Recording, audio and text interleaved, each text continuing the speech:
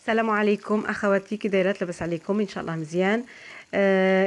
شكرا للتعليقات الحلوه، شكرا اخواتي اللي انضمام لكم في القناه الجديدات، ومرحبا بكم كلكم في قناتي.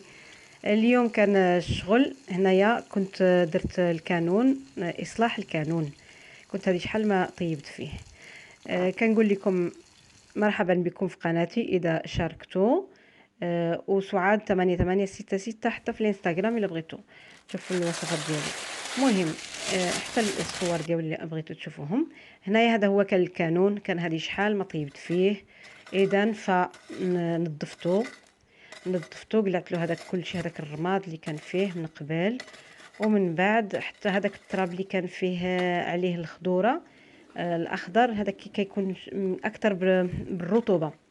اذا كي درت له مهم هكذا، خرجت كلشي منه، هذاك التراب وهذاك سميتو، سمحوا لي، الرماد، وي الرماد. ومن بعد صافي صوبته، وهذاك اللي كيكون اعشاب عليه. فمن بعد صافي هذا كانت عندي كيف درت بناتو الوالده معايا هنايا، كدرت له التبن والتراب، ولا بد التبن والتراب باش يقبض مزيان، واحد الحجرات هكذاك. وهذوك الحجرات عندكم مين يكون كيقول لك راه طيبي على الحجر، ولا راه الحجر الا كان ساخن بزاف حامي بزاف راه يطردق عندكم.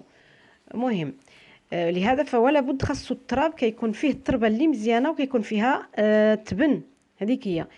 فما يقول لكمش شي واحد راه ديري الحوت على الحجر وقليه ولا شويه، لا، خاص ولا بد يكون الحجر نتاع اللي يكون هذاك، لان سينو غادي ينفجر عندك ويقيس شي واحد. مهم، ربي يحفظ. فلهذا ولا بد من تكون هكذاك الكانون، خاص ولا بد يكون فيه، الا كان فيه الحجر ولا بد حنا نديروا له شويه التراب هكذاك، لان هذاك التراب كيمنع ديك الحجر باش الكيلان كما يقولوا باش ما يطردكش وصافي.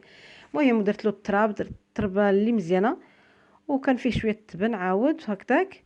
ومن بعد صافي عدلته، وملي عدلته صافي درت فيه هذيك النار اللي كانت من قبل، اللي كانت باقي فيها شويه هكذا، ديك الفحم، الكربون.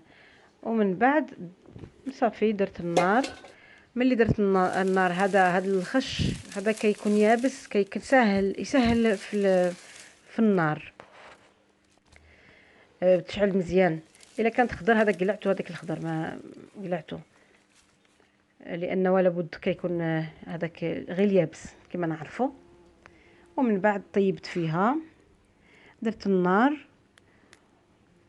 وشويت عليها الفلفل الاول نغسله، ومن بعد نشويه، نقلبو من زوج جهات، كل مره كنقلبو مع على جهه. انا كنا شرين هذا الصفر. المهم اللي بغى يدير الخضر ولا الحمر اللي كان، هذيك هي. انا كيعجبني الاخضر احسن هكذاك، حتى الصفر مزيان، غير شنو هي كيكون كل واحد المذاق ديالو. وهكذا نقلبها، الا كان هذا بالرابوز نصوت عليها باش تشعل ديك النار. ومن بعد ندير هذيك الفلفل، ونقلبو مره من جهات حتى عاود حتى من الجهات الخضراء، مجيت الراس ياك. مهم هكذاك باش يطيب كله. ومن بعد نديروه في واحد الطنجره، هذا هو السهل.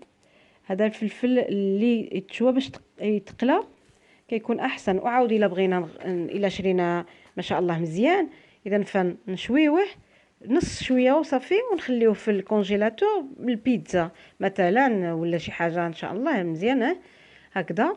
ومن بعد صافي ملي غادي تطيب وحده مثلا او لا زوج، لا اللي من يطيبوا نديروهم في الطنجره باش يسهل التقشير ديالهم. ولا بد نسد عليهم هكذا، نسدوا عليهم الطنجره المغطاه. ومن بعد نبقاو نديروا هذاك الفلفل اللي باقي، ولا بد يتسد عليه المغطاة باش يتسهل سمحوا لي التخمير، لا، سهل التقشير، هذيك هي. وهنايا كنبين لكم، هنايا هو هاد الجهه، هاي هنايا ما شاء الله هكذا. وهذا كنبين لكم هنا حتى هاد الورد مثلا، ها الا اللي بغى يدير الورد حتى في المزهريه تكون كبيره، نديروا فيها التراب، وهذيك هي باش تكون هكذاك شي ورود. ها هي هنا كنبينها، حتى واحد المزهريه كبيره نقدروا نديروا فيها، ماشي غير الا كان عندنا التراب جرده ولا ماشي جرده. ها هي. هيا ما شاء الله.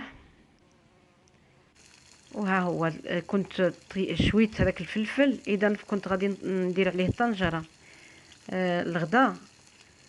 كان فيه درت عليه الدجاج، ومن بعد كانت ما عاد باقي واحد البلاصه، قلت علاش غادي يضيع هذيك النار، قليت عليها الفلفل. ها هو قشرته، من بعد ما قشرته ها هو صافي درتو قليتو شويه زيت الزيتون، ها هو شويه زيت البيض نوار شمس، ومن بعد قليتو نردو. هنايا كانت شويه مايله، اذا فرديته هكذا هكذا باش يتقلى مزيان. هذه هي احسن طريقه، شوي الفلفل ومن بعد قليه، هذه هي احسن طريقه، وكيتسهل التقشير ديالو كل شيء. اذا وهكذا كيكون هكذا البطاطس مع الدجاج ما شاء الله. شكرا للمشاهده، سلام.